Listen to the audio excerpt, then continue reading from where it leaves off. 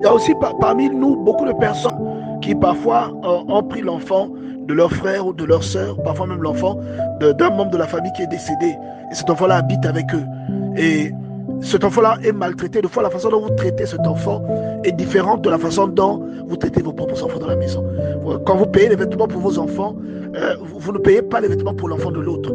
Et parfois même dans la façon de repartir les tâches à la maison, vous faites faire à cet enfant-là plus de travail que vos enfants. La Bible dit dans Exode chapitre 22, verset 22, tu n'affligeras pas la veuve ni l'orphelin. Et il y a beaucoup de personnes qui affligent l'orphelin qui habite chez eux. Il y a beaucoup de personnes qui prennent l'enfant de l'autre et qui le maltraitent. Bien aimé, c'est parfois la raison pour laquelle même vos propres enfants ne s'en sortent pas dans leur vie. Et au verset 23, on dit, si tu les affliges et qu'ils viennent à moi, j'entendrai leurs cris. Dieu entendra les cris de quelqu'un qui est maltraité, quelqu'un qui n'a personne à qui crier, une personne sur qui tu as du pouvoir, tu as de l'autorité et que tu maltraites. Dieu entendra les cris de cette personne et Dieu te rendra selon tes œuvres, bien-aimés. Nous devons faire très attention. Il y a beaucoup de chrétiens qui prient, qui se disent simplement que Dieu ne les exauce pas. Mais des fois, on ne comprend pas pourquoi il ne nous exauce pas. Ce sont des petites choses comme ça, vous voyez, des toutes petites choses. On dit que si tu prêtes de l'argent à l'autre, tu n'exigeras pas de l'intérêt. Et dans Marc chapitre 12, verset 31, on dit, tu aimeras ton prochain comme toi-même. Et il n'y a pas d'autre commandement plus grand que ces deux-là, avec tu aimeras l'Éternel, ton Dieu, de tout ton cœur. Et souvent, nous ne prenons pas le soin de vérifier si nous aimons les autres avant de nous adresser à Dieu. Nous ne prenons pas le soin de nous demander si nous respectons les autorités établies par Dieu avant de demander quelque chose à Dieu. Dieu ne verra pas le nombre de fois où tu es allé à l'église.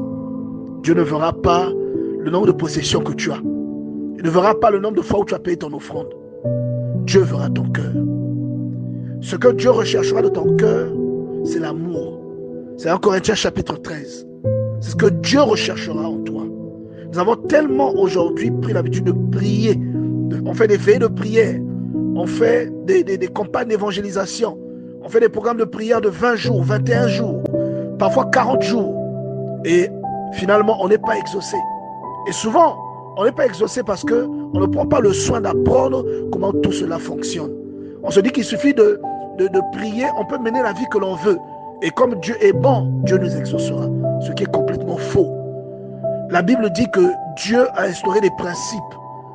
La Bible dit dans le livre de la Genèse au chapitre 17, verset 1, je suis le Dieu tout-puissant, marche devant moi. Et qu'à cause de l'ignorance, beaucoup de chrétiens deviennent ennemis de Dieu, sans même qu'ils ne se rendent compte.